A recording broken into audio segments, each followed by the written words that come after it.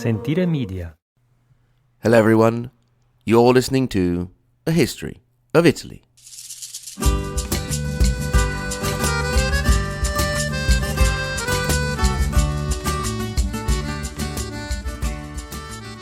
Episode 3, Theodoric and the Rise and Fall of the Ostrogoth Kingdom.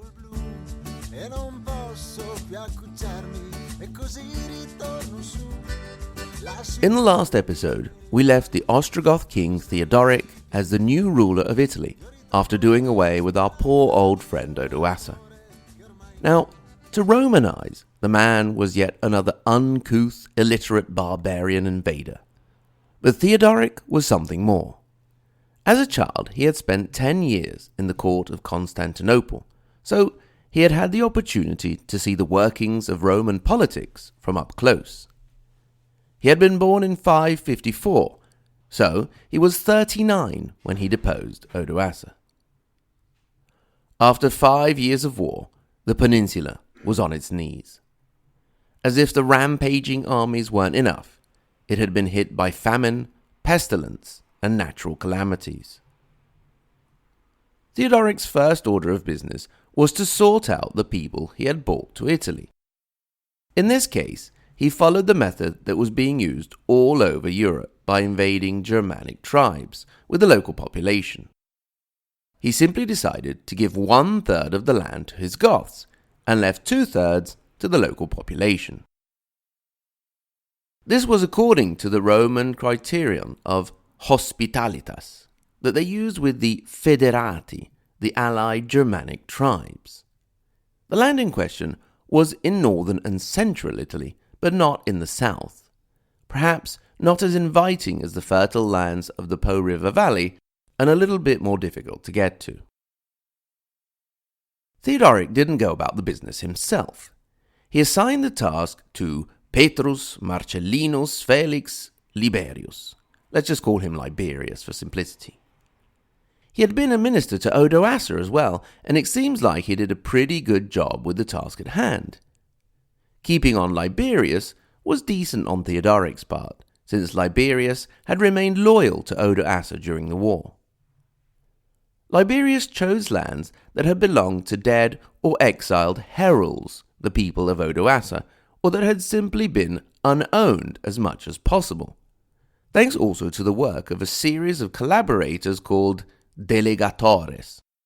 However, this wasn't possible everywhere, and some local landowners, indeed, lost claim to their lands.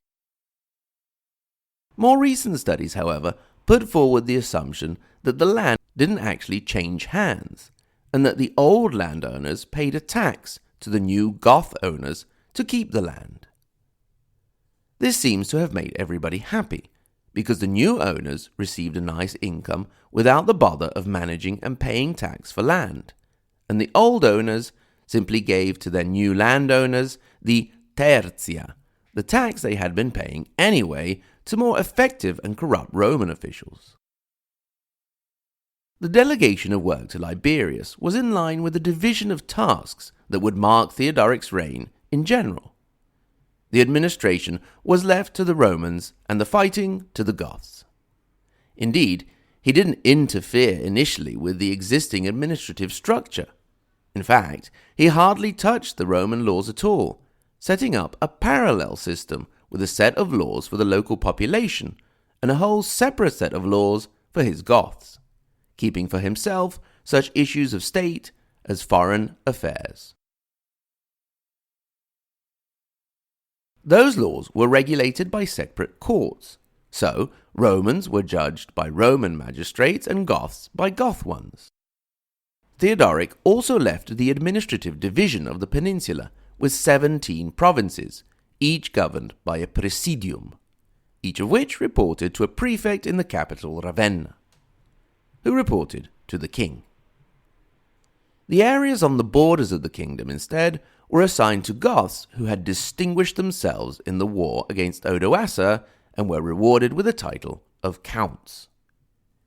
Even the Roman Senate was left intact, as well as its consuls, although by now they were only responsible for feeding and entertaining the plebs of the city. The Romans, or shall we start calling them Italians yet? Anyway, the locals had accepted this mix and match reality, having overcome the past counterproductive anti-barbarian prejudice and collaborating with the barbarian rulers, at least for the time being. As well as Liberius, who we mentioned before, there are two other names that we could mention. Now don't feel obliged to remember them, but for the more diligent or nerdy listeners, these are two important names: Flavius Manius Aurelius Cassiodorus and Ancius Manlius Severinus Boetius.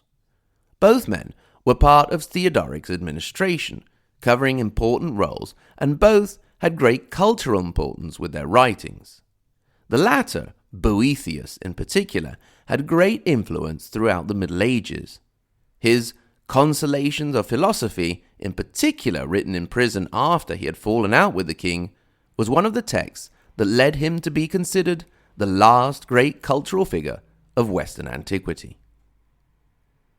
With the help of men like these and his unusual parallel administrative system in place, Theodoric ushered in a period of peace and stability.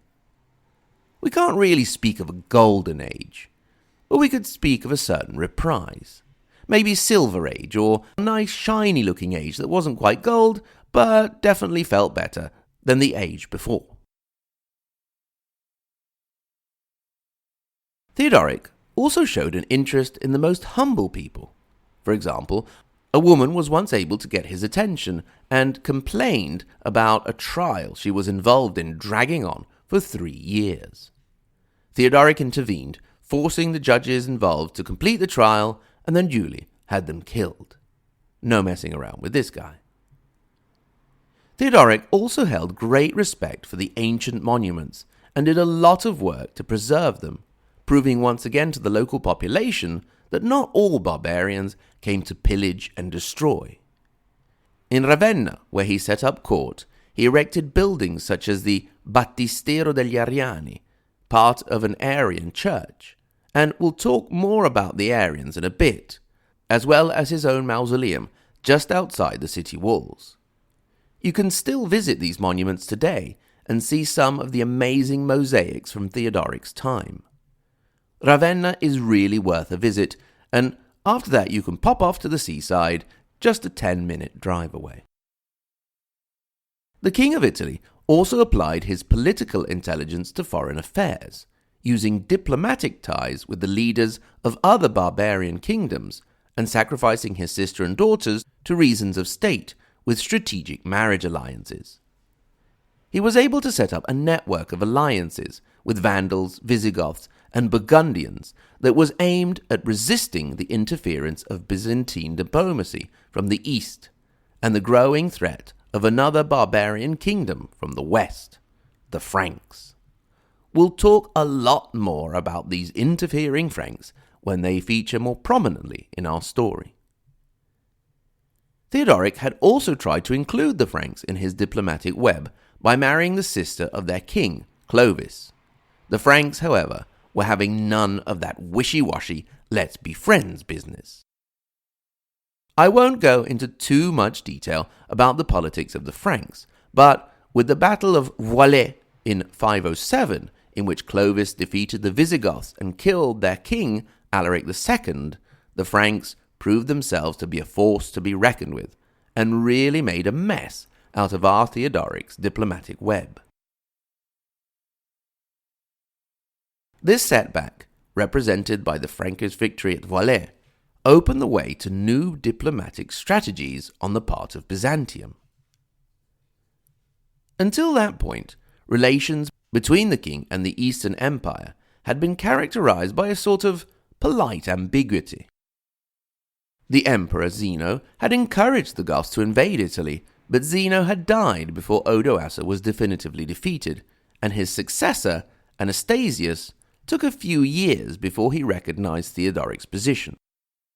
Although things remained unclear, was he under the authority of Constantinople? Was he independent? Was he king of all Italy, or only of the Goths in Italy and not the Romans? After the Frankish victory of Wallais, Anastasius gave the title of patrician to Clovis, as well as the king of the Burgundians, thus effecting a sort of diplomatic pincer move to isolate the Gothic kingdom. When Anastasius died in 518, it seemed that the new emperor, Justin, would patch things up with Theodoric, but it was not to be. Before we go gallivanting off to see what was going on in Constantinople, let's sort out a few things at home, where the situation was also going down the drain just a tad as the 520s approached. A big domestic issue that plagued the Gothic king was one that had plagued and would plague men and women of power throughout history: succession. Theodoric had no sons. He did, however, have a daughter, Amalasuntha. Now, the Germanic tradition didn't allow women to succeed to the throne because they were still about a millennium and a half away from discovering that girls are cooler. So, the king married her off to a Visigoth prince, Eutharic. Another issue was the relationship with his Roman subjects. We mentioned that Theodoric's reign had been based on a collaboration between Goths and Romans, and that system had lasted for a good part of his reign. Now, as the 520s rolled around, some cracks started to appear in the foundation, and the old anti-barbarian, and in this case anti-Goth sentiment, started to resurface. Things exploded in the year 523, when a Roman senator was imprisoned under suspicion that he had conspired with the emperor, now Justinian, against the Gothic king. The Roman senator in question, Alboinus, was defended by our old acquaintance Boethius, who was also imprisoned. It is in this period that he wrote his Consolation of Philosophy, one of the most important works of the Middle Ages. He later died after undergoing great suffering. These are just a few examples of the growing isolation and subsequent desperation that Theodoric found himself at home and abroad. One good move he made at this time was to set up and reinforce a fleet. He was becoming paranoid, but like the saying says, just because you're paranoid doesn't mean they're not after you. Then Theodoric made what legend would have as his biggest boo-boo. So let's go back to the international scene. We said earlier that the new emperor Justin in 518 had started off on friendly terms with Theodoric, but he soon showed himself to be a staunch Orthodox Catholic and started to persecute other Christian faiths as heresies. Among these was the Arian faith, which the Goths practiced. Just a quick note on Arianism here. Obviously, this topic would require a lot more time and a better scholar and speaker, but it is pertinent here, so let's have a quick look. The term Arianism comes from Arius of Alexandria, who taught this form of Christianity. He lived from around 256 to 336 AD. Basically, the Arians believed that God had existed before Jesus Christ the Son, who had been created at a certain point in time, thus making Jesus subordinate to God, and not one and the same. This is different from the Orthodox Catholic belief of the Holy Trinity. Theodoric was not cool with the persecutions of Arianism by the Byzantines, especially considering that he had been nice to Catholics in Italy. He decided to send the Pope, John I, to Constantinople to intercede. The Pope protested. He was old and weak and may not have survived the journey, but Theodoric insisted. The Pope was sent to ask the Emperor to intercede on 3 points. 1. To allow the Arians exemption from the edict against heresies. 2. To give Arian churches that had been taken away back. 3. To allow Arians who had converted to Catholicism to convert back.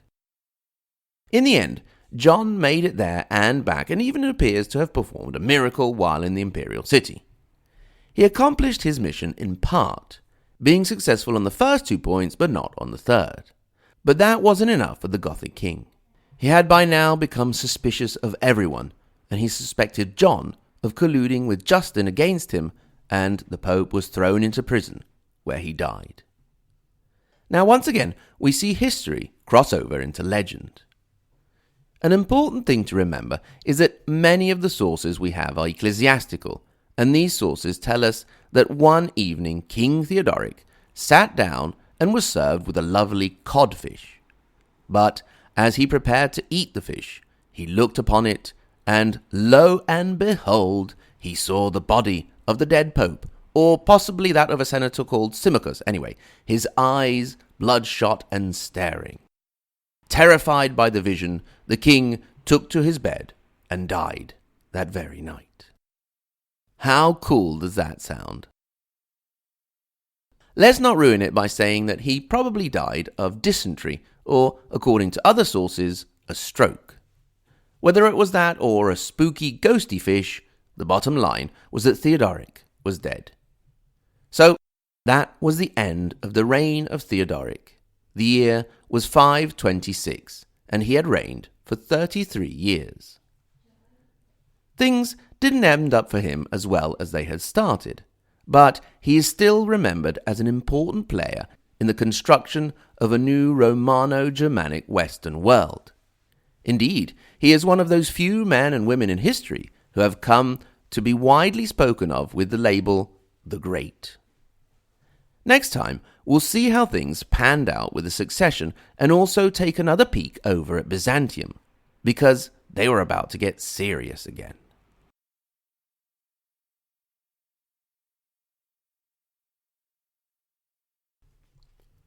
Thanks very much to everyone for listening. If you want, you can get in touch. hello@ahistoryofitaly.com, just to say hello, ask a question, or whatever you want. At the same URL, ahistoryofitaly.com, you'll find our website, where you can click through to our social media. We are on Facebook and Twitter.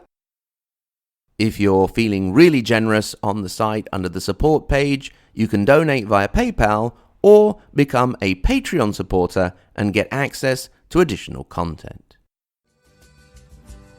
Thanks very much again to everyone for listening, and until next time, arrivederci.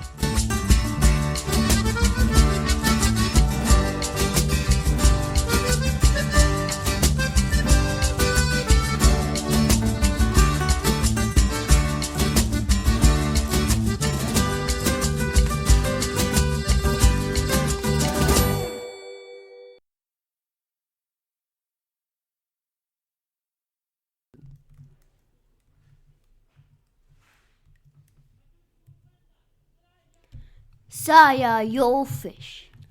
Thank you. Oh, but what is this? Fish? Oh, the horror! The horror! Come on, it can't be that bad. I've been cooking all day. His face! His dead, bloodshot face! Yeah, I mean, it's a fish. It's not supposed to be pretty. Dear Lord, this is a sign! Yeah, a sign you're a drama queen. Oh, forgive me, for I have sinned. It's okay, take it easy, it's just dinner. I must take my gaze from this abomination. Well, that's the worst apology I've ever heard. Away, away, let this vision torment me no longer. Well, thanks very much, weirdo. Sentire Media. Hey, podcast producers and show hosts. Do you want to join a podcast network that celebrates all things Italian? At Sentire Media, we understand the allure of Italy and its unique culture.